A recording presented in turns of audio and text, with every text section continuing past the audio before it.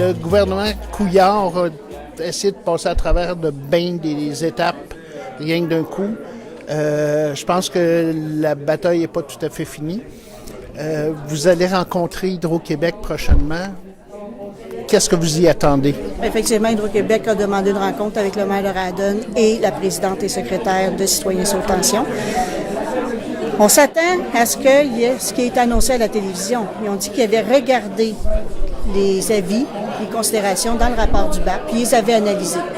Donc, on leur demande qu'ils nous apportent ces chiffres-là et qu'on puisse les rendre publics.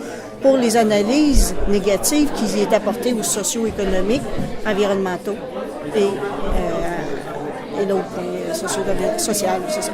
C'est ça, parce que si on fait une analyse, là, ils n'ont pas fait ça dans leur tête en quelques minutes, puis dire « Ah, c'est comme ça que ça doit fonctionner ». Bien, écoutez, à chaque fois qu'il y a eu un tracé dans la Nadière, et par opposition, il en créait un autre, ça lui prenait 5 mois avant de créer un autre tracé. Fait qu'il devait étudier les impacts possibles sur ce projet. Pourquoi, en quelques semaines, ils disent qu'ils ont tout évalué, les 2-3 pages de recommandations du BAP. Je trouve ça impensable qu'ils aient pu prétendre qu'au centre Kinadap, au niveau des intérêts des villégiateurs qui vont aller là ou ceux qui viennent s'entraîner, ça a un impact sur l'humain puis sur l'économie de ce groupe-là, de ce centre-là. Ensuite, la co-source, les fermes, laitières, etc., je suis certaine qu'ils n'ont pas tout évalué. OK.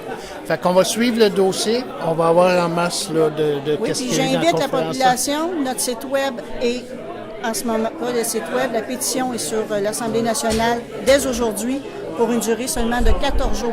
Okay. Fait qu'on vous invite à aller la signer. C'est pour qu'ils reconnaissent le BAP en tant que tel, puis sinon, s'ils ne le reconnaissent pas aujourd'hui, ils ne le reconnaîtront jamais. Tout à fait. Donc, allez signer en grand nombre, s'il vous plaît. Le BAP, c'est comme un vœu pieux, là. Ça sert à rien, ou presque. Bien, le maire de Radon a dit qu'il y avait une table déstabilisée chez lui, fait qu'il pourrait s'en servir pour la stabiliser. C'est 1% qui a été affirmé par Hydro-Québec que ça coûte faire un BAP pour le montant. Donc, le BAP a coûté 100 millions. Prendre 100 millions aujourd'hui en coupure des garderies, de toutes les coupures qui se fait dans les institutions, prendre 100 millions et l'acheter aux poubelles, c'est aberrant. On peut pas reconnaître ça. Tout à fait.